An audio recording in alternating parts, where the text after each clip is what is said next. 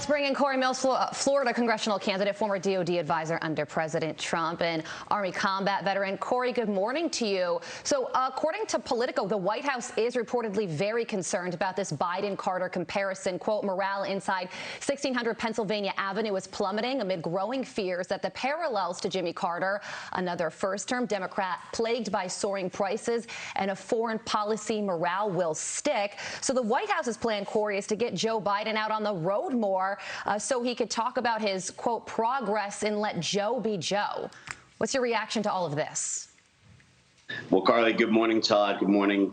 Yeah, I think that this is going to actually be great for the Republican Party. I think the more that Joe Biden is out of the basement and that he's out on the trail, the more gaffes that we can expect. I mean, we have to look at the facts here. He has hit multiple records. We have record inflation. We have, breakdowns in supply chain. We had the Afghan botched withdrawal. We are weaker than we've ever been on the national security platform.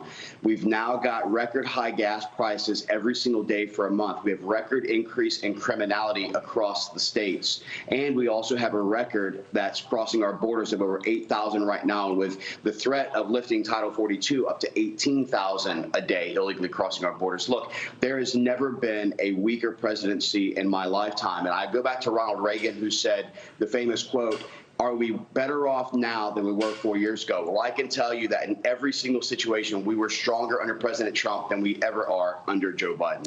Cory, instead of complaining about the Carter comparisons, here's a novel idea. Why not do something to undo those comparisons? Specifically, stop with the free money, which drives inflation. Everybody knows that, seemingly except the Biden administration. And start drilling. Start drilling now. Help the American people get oil out of their own country and not have to import it from, friends like Venezuela, Saudi Arabia, and bad actors like that. Well, you're exactly right, Todd. I mean, this president has taken no responsibility for anything that he's done.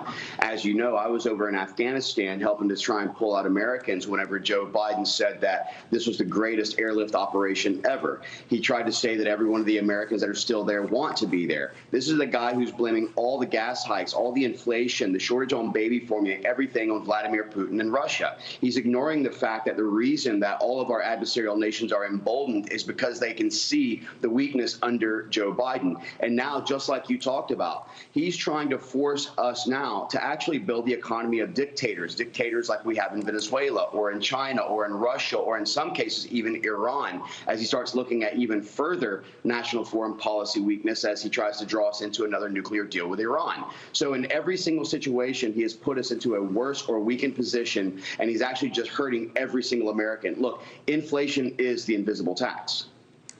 Yeah. Also, what do you make of this, the Defense Production Act on solar panels? It's a special wartime power. There are questions on if he can actually even do that, because there is no emergency as it relates to clean energy and solar panel production in this country. And also, you just have to wonder if the administration knows how that looks when we are in an oil and gas crisis. And since May 10th, except for one day, we have gotten record high gas prices every single day. And they're pivoting and using the DPA to increase the amount of solar panels in this country.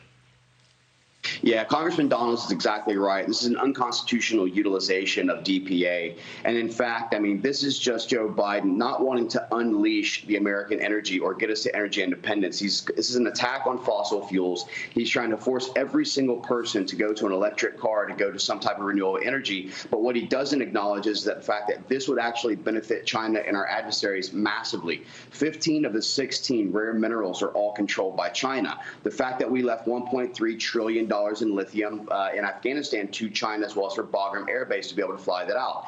This right here sounds to me like Obama's third term, where he actually invested in things like Solyndra with $1.1 billion in taxpayers' money for bailouts that ended up being a complete failure. This is Joe Biden's attack on America and the America Last agenda. To review, for those who don't know what the DPA does, the DPA is designed so that during a war, you convert, let's say, a toy factory into a factory that makes guns and tanks, not solar panels for rich people for their third homes. And a war that they envision was something like World War II.